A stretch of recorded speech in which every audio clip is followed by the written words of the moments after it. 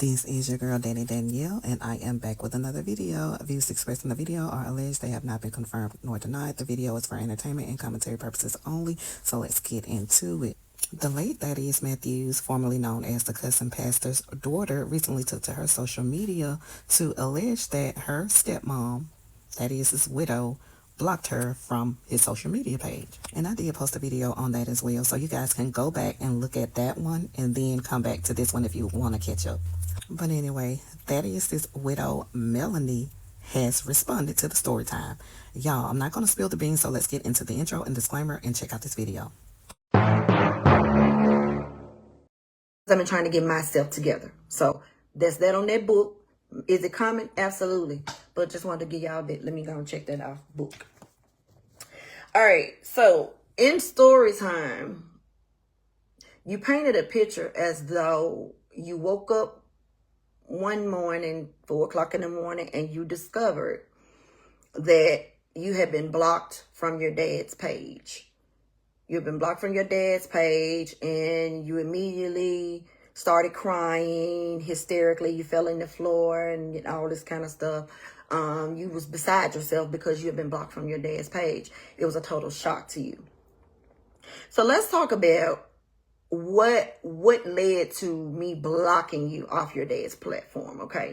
Oh, let's talk about it, Melanie. There were some events that transpired leading up to that. I didn't just wake up and say, you know what, I think I want to block Dominique off her dad's platform today. That's not what happened. So when we tell stories, let's go ahead on and let's tell the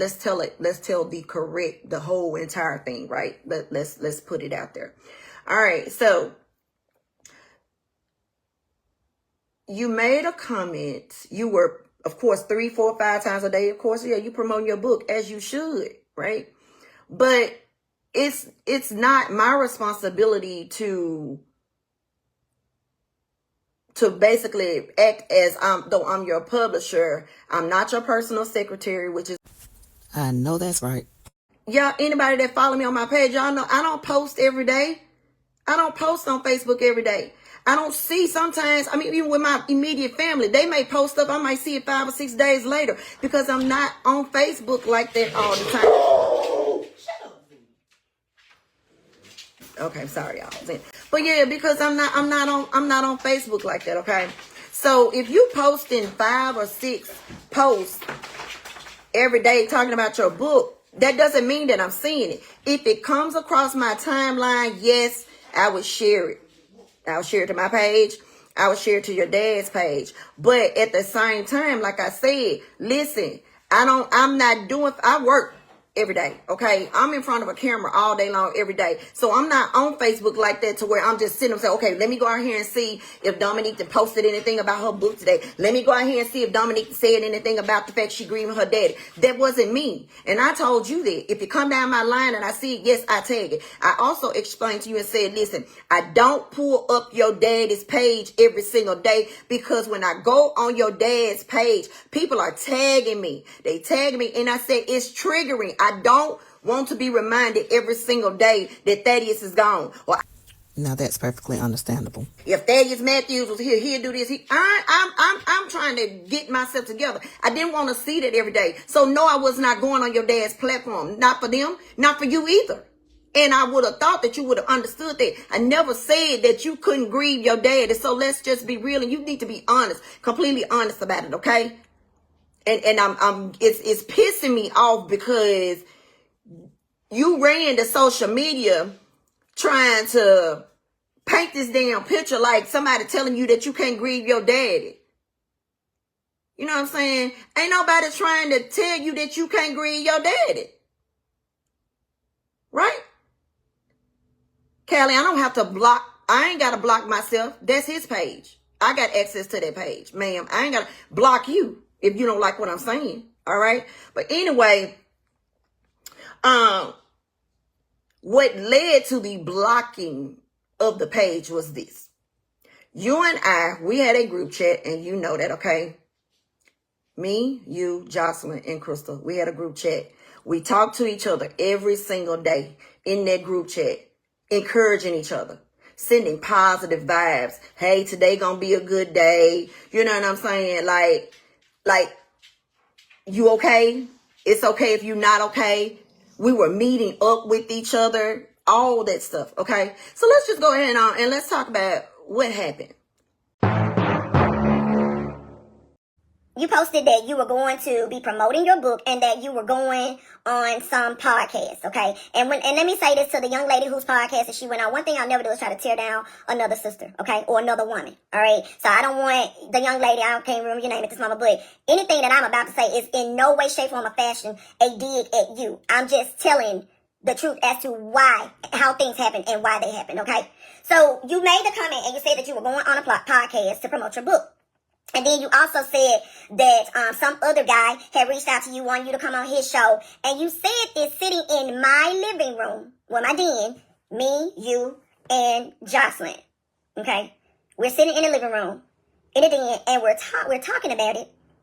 And the first gentleman name that you gave me, you said you was going on his show. He said him and my daddy been friends over 11 years, da-da-da. So what's his name? You gave me the man's name. I got your daddy's phone.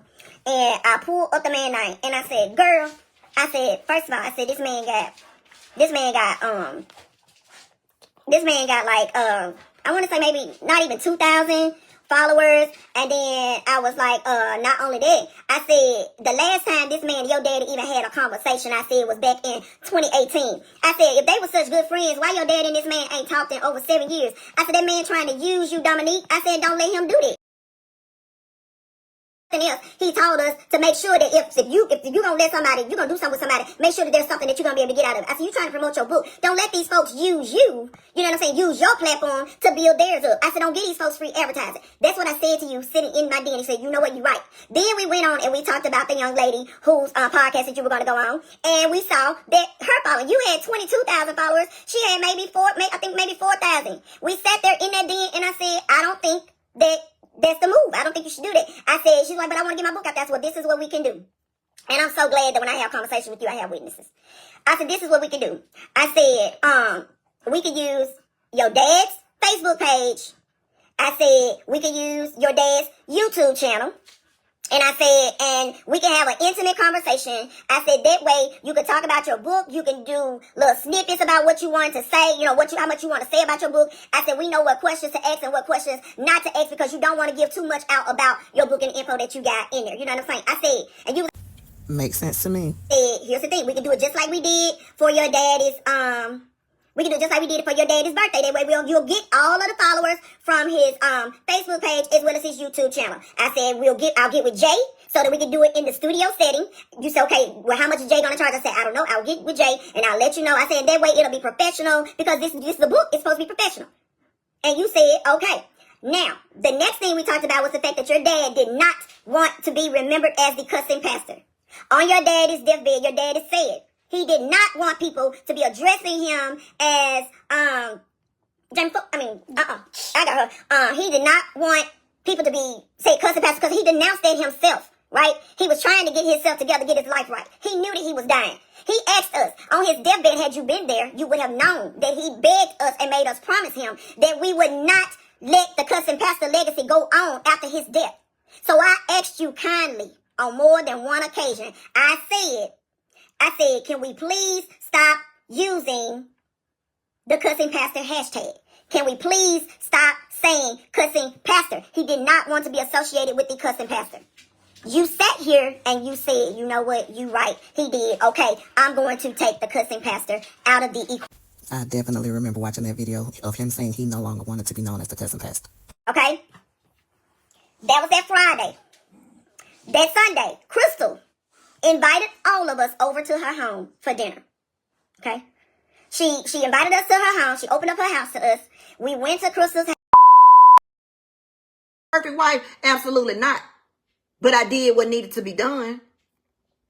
Now, let's fast forward to the last couple of weeks coming up to your daddy dying, okay? I had to fly to Salt Lake City for work. Okay? Crystal said, Mel, I got it. She said, Mel, I got it. I said, Crystal, and I hate to put this type of pressure on you. Crystal said, Mayor, this is my friend. I got it. I said, Crystal, I love you to death for that. My Facebook post, y'all know I had to get y'all off Crystal, because y'all thought Crystal was out of order. And I was like, no, Crystal cool, Crystal on our side. Because y'all will get ready to get on Crystal. So y'all know I ain't lying.